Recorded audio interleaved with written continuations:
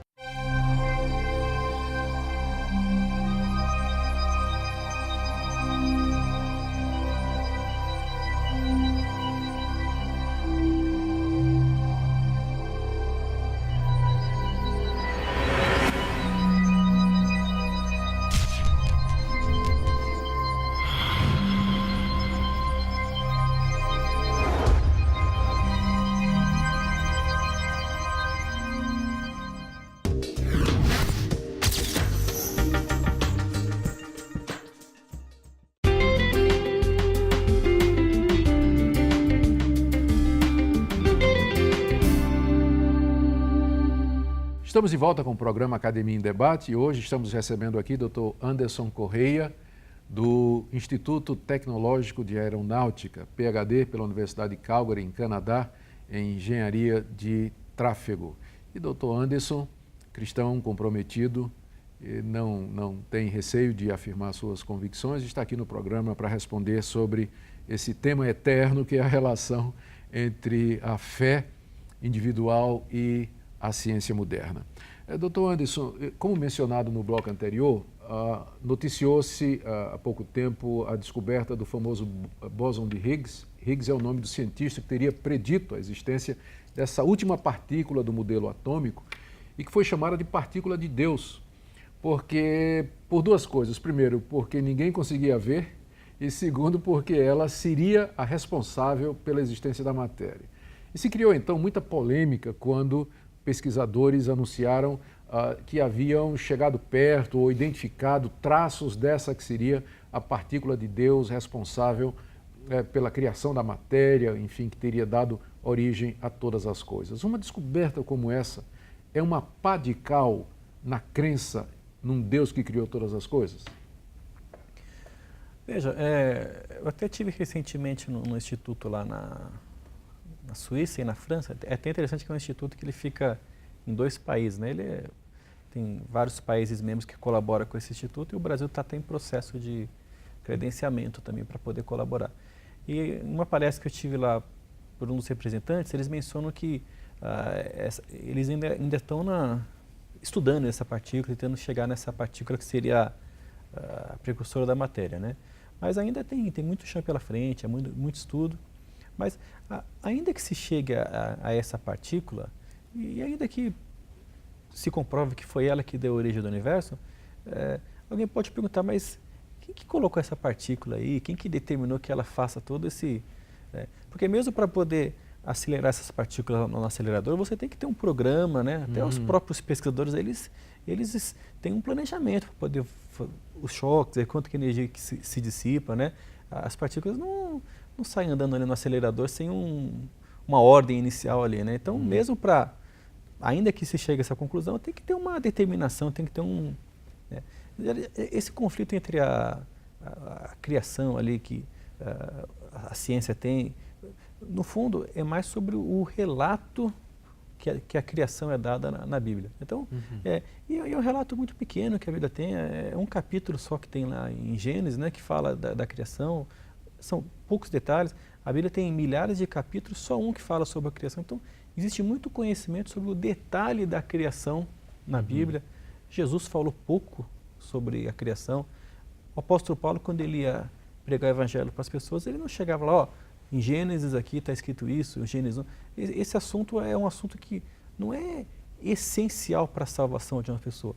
Assim como também o pleno conhecimento sobre a criação do universo do ponto de vista científico ainda não foi alcançado.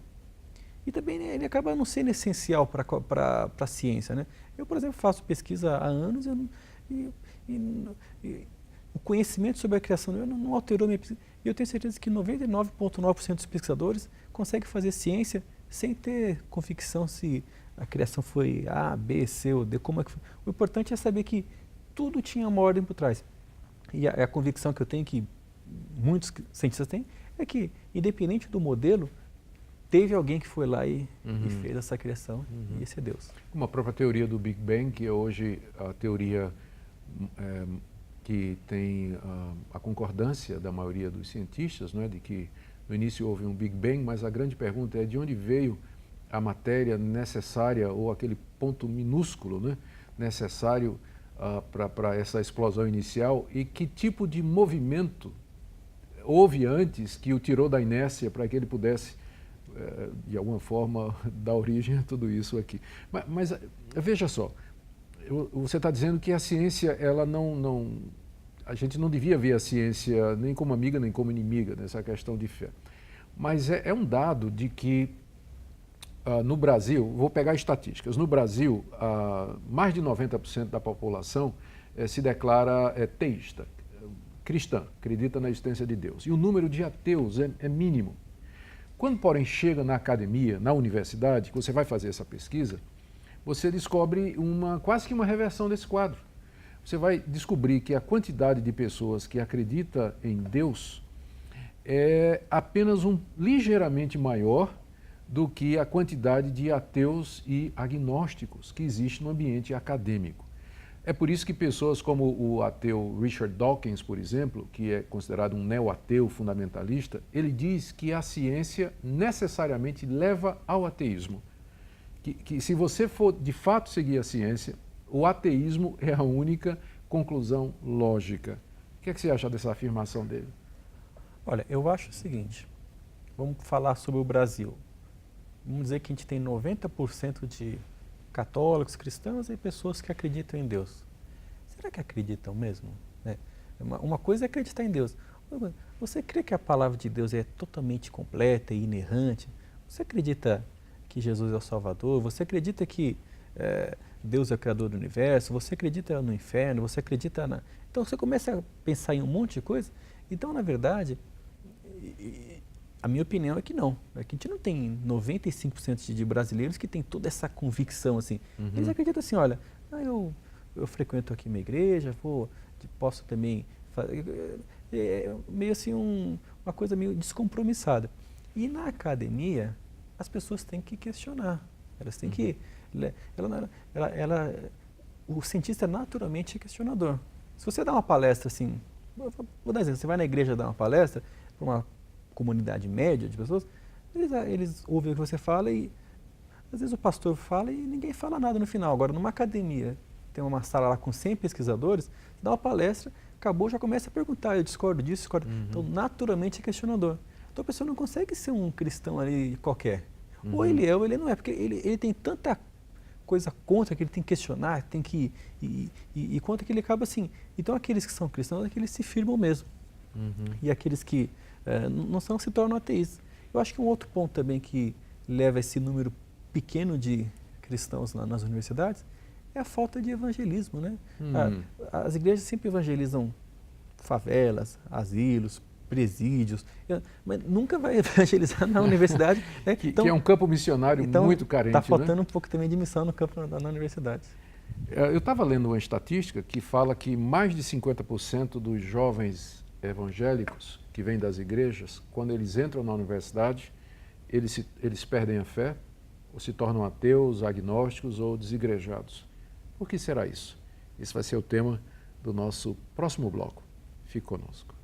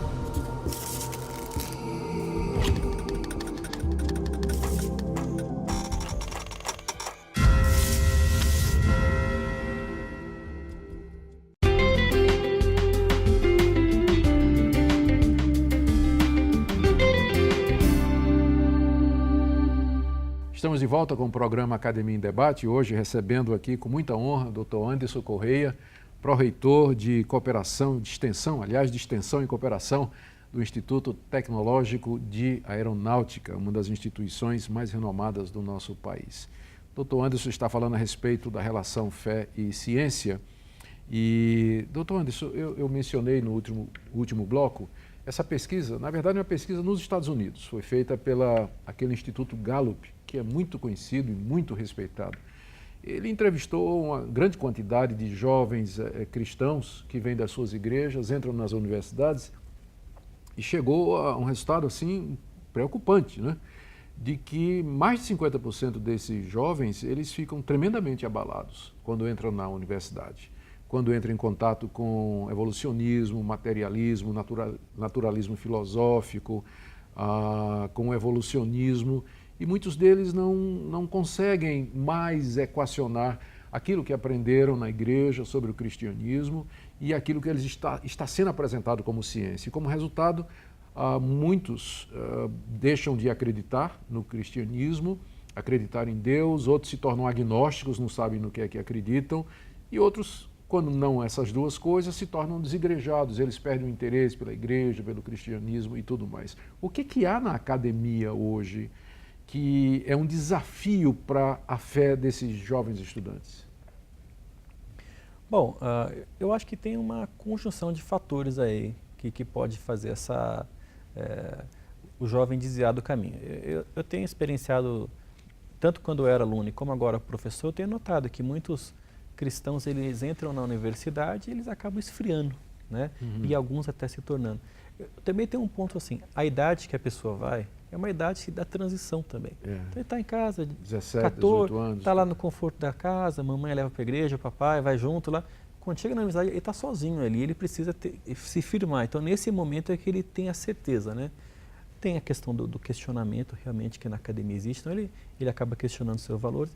Eu acho que tem também a questão da liberdade, né? Porque muita coisa que afasta a gente de Deus não é nem essa questão do questionamento, é os cuidados deste mundo. Então, você acaba preferindo o mundo e na universidade você tem muita liberdade. Então, você pode viajar, você pode ter lá a liberdade para qualquer tipo de coisa que vai te afastar de Deus. Então, isso daí acaba sendo uma fuga, né? Então, junta todos esses fatores e acaba afastando. Mas, como eu disse, tem muitos cristãos que eles permanecem firmes e fortalecem muito mais a fé na própria universidade. Foi esse o meu caso. Eu fui para a universidade, eu tinha eu posso dizer que eu era um frequentador de igreja, mas eu não tinha uma convicção plena ainda. E foi na universidade que eu me firmei e que eu tive a certeza da minha salvação. E acaba assim, muitos acontecendo isso também. Naquele momento na universidade que eles têm um pouco mais de certeza e convicção. Um dos desafios que eu acho que o estudante encontra na universidade é exatamente a teoria da evolução. Apesar de que ela vem sendo questionada, inclusive por gente que não é cristã, não é? Aliás, não é nem que ela vem sendo questionada, é que tem um elemento que é a questão do acaso, as mutações ao acaso, que mais e mais vem se tornando evidente, ao que parece, que não poderiam ser responsáveis pelas fabulosas máquinas moleculares que têm sido descobertas pela bioquímica, altamente complexas e complexidades até irredutíveis, não é? A pergunta é, seria possível manter a fé em Deus? Eu creio que esse é um dilema que o estudante enfrenta.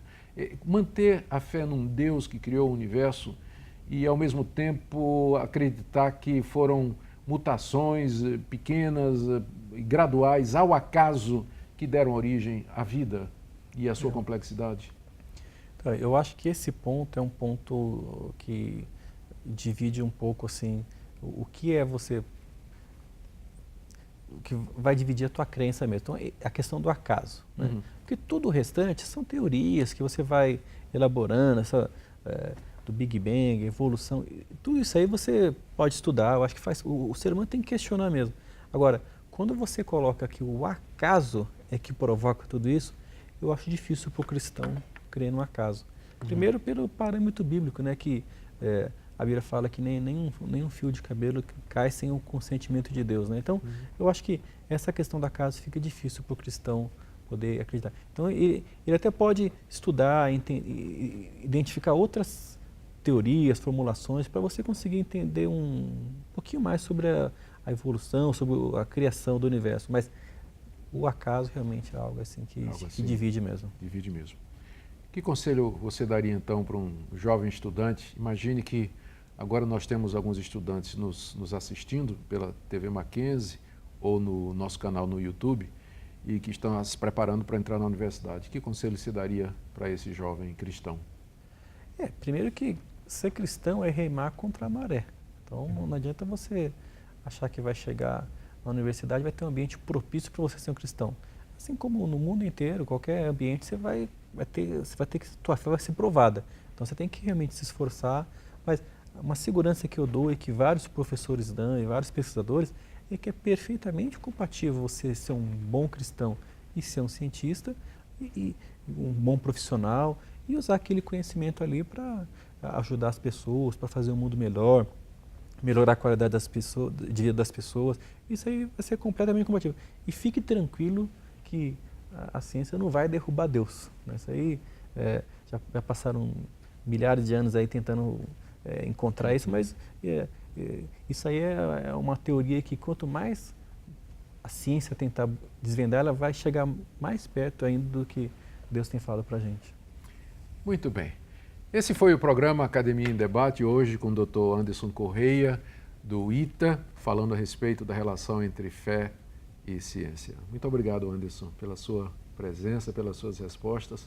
Eu tenho certeza que os nossos telespectadores foram muito enriquecidos.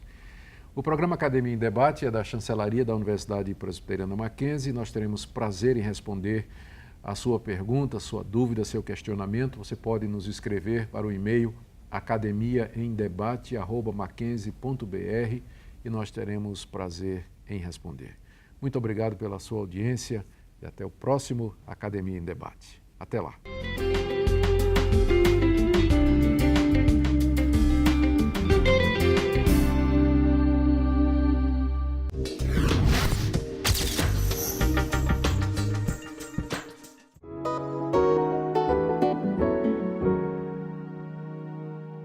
São inúmeros livros que eu posso recomendar.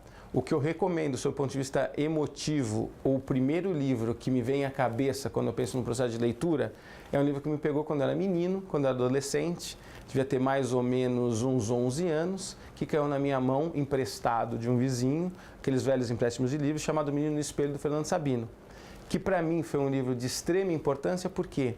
Porque é como se ele tivesse aberto para mim as portas da leitura. Fernando Sabino escreve O Menino no Espelho, que é uma história de um menino que se chama como ele, Fernando, que tem uma grande amiga, que é a Mariana, e tem outros comparsas, por assim dizer. Então ele faz um apanhado dele adulto, revendo a criança que ele era no quintal da casa, conta todas as bagunças, aquela epopeia mesmo da infância, suas aventuras, o primeiro amor, a briga com o valentão da escola, a casa mal assombrada, quando ele ficou perdido na selva, quando ele aprendeu a voar, a galinha que ele salvou, que ia virar galinha ao molho pardo, que ele chamava de Fernanda, inclusive. Em verdade, é toda a história da infância.